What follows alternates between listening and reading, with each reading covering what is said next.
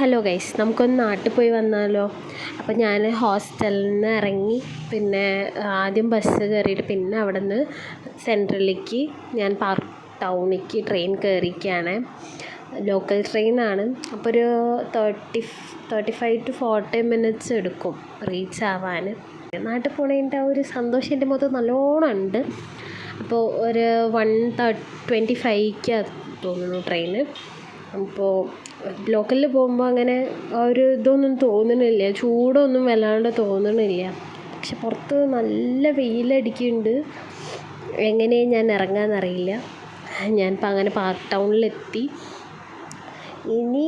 ഇനിയാണ് ടാസ്ക്. ഈ വെയിലും കൊണ്ട് അങ്ങോട്ട് നടക്കണം. കുടയൊക്കെ ഉണ്ട്, പക്ഷെ കുട എടുത്തിട്ട് നടക്കാനുള്ളൊരു എനിക്കില്ല. നല്ല വെയിറ്റ് ഉണ്ട് ബാഗ്. ആ കാണുന്ന സ്റ്റെയർ മൊത്തം ഞാൻ കയറണം. കയറാൻ തന്നെ എന്തൊരു പണിയറിയാം. ഇവിടെ ലിഫ്റ്റ് എസ്കലേറ്ററൊന്നും ഇല്ല. അതുകൊണ്ട് നമ്മൾ നടന്ന് തന്നെ പോകണം. അങ്ങനെ ഞാൻ മെല്ലെ പതിയെ കയറുന്നുള്ളൂ. പിന്നെ ഞാനിവിടെ ഇരിക്കുന്നുണ്ട് മാമേനെ വെയിറ്റ് ചെയ്തിട്ട്. 1:30 ട്രെയിൻ, പക്ഷെ ഞാൻ 12 മണിക്ക് തന്നെ എത്തി. കാണുമ്പോൾ ഞാൻ ബംഗാളിയാണെന്ന് എല്ലാവരും വിചാരിക്കുന്നുണ്ട്. ബംഗാളികളുടെ നടുവിലാണ് ഇരിക്കുന്നത്. പക്ഷെ ആരും തെറ്റിദ്ധരിക്കരുത്. ഞാൻ മാമേനെ വെയിറ്റ് ചെയ്തിരിക്കുകയാണ്. ട്രെയിന് കയറിയപ്പോൾ ഒടുക്കത്തെ ചൂട്, വെറും ചൂട് കാറ്റ് മാത്രമാണ് ട്രെയിനിലടിക്കുന്നത്. ഞാനെന്നുവെച്ചാൽ പകൽ യാത്ര ആയതുകൊണ്ട് വിൻഡോ സീറ്റ് എടുക്കുകയും ചെയ്ത്. വേണ്ടിയിരുന്നില്ല, എന്തിനാണ് നാട്ടിൽ പോകണമെന്നുള്ള അവസ്ഥയിലാണ് ഞാൻ. എങ്ങനെയെങ്കിലും ഒരു 6 മണിയായി കിട്ടിയാൽ മതി എന്നുള്ള ഒരിതാണ്.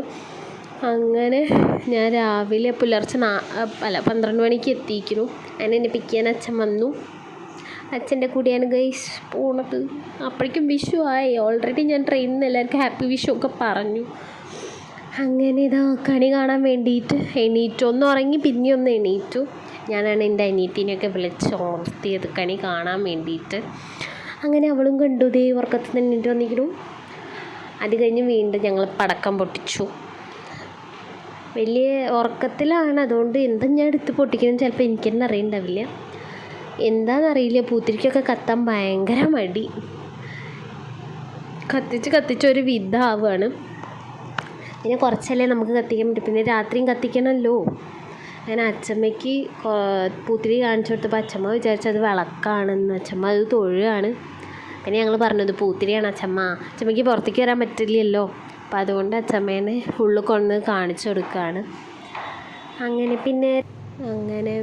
വീണ്ടും ഞാൻ തന്നെ കത്തിക്കാൻ ഇറങ്ങിയിരിക്കുന്നു. സംഭവം പടക്കം കത്തിക്കാനൊക്കെ രസമാണ്, പക്ഷെ പുക അത് സഹിക്കണില്ല. അപ്പോൾ കുറച്ച് കത്തിച്ചിട്ട് ചെന്നിട്ട് കുറച്ച് റെസ്റ്റ് എടുക്കും. അതാണ് അവസ്ഥ. നല്ല ചക്രത്തിനൊക്കെ ഭയങ്കര സ്ലോയാണ് കത്തലൊക്കെ, എന്താണെന്നറിയില്ല.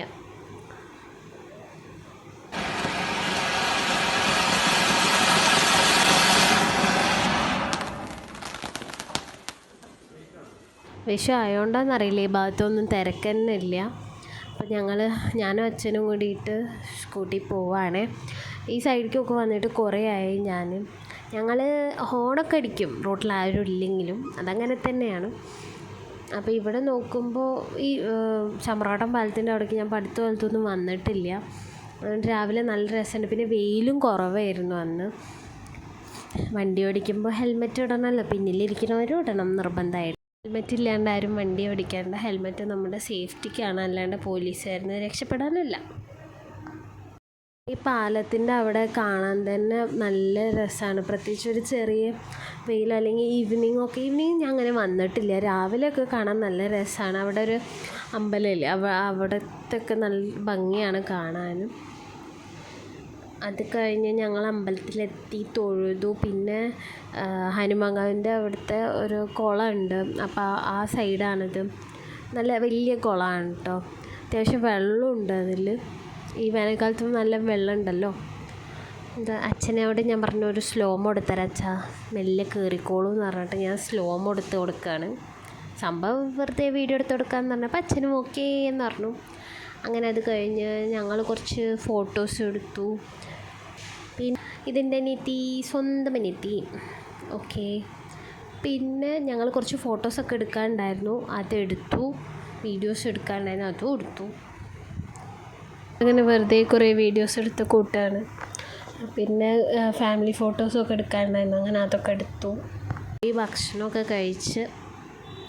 ഞങ്ങൾ ഉച്ചയ്ക്ക് ഭക്ഷണമൊക്കെ കഴിച്ച് കഴിഞ്ഞ് അങ്ങനെ അപ്പോഴേക്കും വീണ്ടും പടക്കം പൊട്ടിക്കാനായി. പിന്നെ കൊച്ചച്ഛൻ അച്ഛമ്മേനെ ഒരു പൂത്തിരി കത്തിച്ചിട്ടാണ് ഉദ്ഘാടനം ചെയ്യണത് പടക്കം. ഞങ്ങളുടെ പൊട്ടിക്കലാണെന്നുള്ള ഒരു തിരി കൊളുത്തലാണ് അവിടെ തുടങ്ങണത്. പിന്നെ പറയണ്ടല്ലോ, അങ്ങനെ തന്നെയാണ് ഇവിടെ. കൊച്ചച്ഛൻ തിരി കൊളുത്തി ഗൈസ്. ഞങ്ങളുടെ വെടിക്കെട്ടാവും. ഇനി കുറച്ച് പൂരങ്ങൾ കാണാം നമുക്ക്.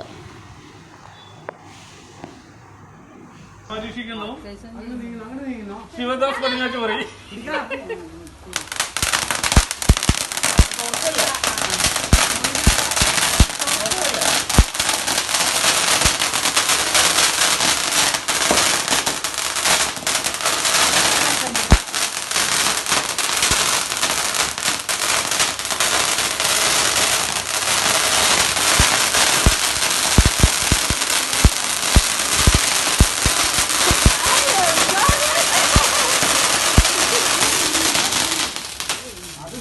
പടക്കം ഡാൻസാണിത്.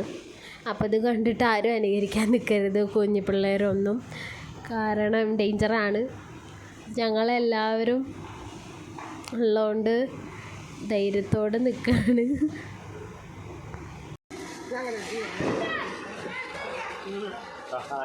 ഈശ്വരാ, മിക്കവാറും ഏതാ കാല് കത്തി. എനിക്ക് കുറച്ച് പേടിയുണ്ട് കേട്ടോ ഇങ്ങനെ കളിക്കുമ്പോഴൊക്കെ. ഞങ്ങൾ കുറച്ച് റോക്കറ്റ് വിടാൻ വന്നതാണ്. അപ്പുറത്തെ വീടുള്ളതുകൊണ്ട് ഇനിയിപ്പോൾ അവരുടെ വീടിൻ്റെ ഉള്ളിലേക്കും മുറ്റത്തേക്കൊന്നും പോകണ്ട വിചാരിച്ചിട്ട് ഞങ്ങൾ കുളത്തിൻ്റെ അവിടെ പോയിട്ടാണ് റോക്കറ്റ് വിടുന്നത്. കുറച്ച് റോക്കറ്റൊക്കെ ഫ്ലോപ്പായിട്ടുള്ളൂ, ബാക്കിയുള്ളതൊക്കെ കുളത്തിലേക്ക് തന്നെ വിടുന്ന പോലെയാണ് പോയത്. എല്ലാവരും കൂടിയിട്ട് ഞങ്ങളിങ്ങനെ റോക്കറ്റ് വിടുന്നത് കാണാൻ പോയിക്കാം കേട്ടോ. രാത്രി ആയതുകൊണ്ട് വല്ല ഇഴജന്തുക്കളും ഉണ്ടാവുമോ എന്നുള്ള പേടിയുണ്ട്. ഒന്ന് ചീറ്റിപ്പോയി ഗൈസ്, അത് പൊന്തിയില്ല. അടുത്തതിന് വേണ്ടി വെയിറ്റിംഗ് ആണ്. പക്ഷെ അപ്പോഴേക്കും മെഴുകുതിരിയൊക്കെ കെട്ടുപോയി. ഇനി അത് കത്തിച്ചിട്ട് വേണം അടുത്തത് കത്തിക്കാൻ വേണ്ടിയിട്ട്. അപ്പം അത്രയേ ഉള്ളൂ. ബാക്കി നെക്സ്റ്റ് വീഡിയോ ഇഷ്ടപ്പെട്ടാൽ ലൈക്ക് ചെയ്യുക, ഷെയർ ചെയ്യുക, സബ്സ്ക്രൈബ് ചെയ്യുക.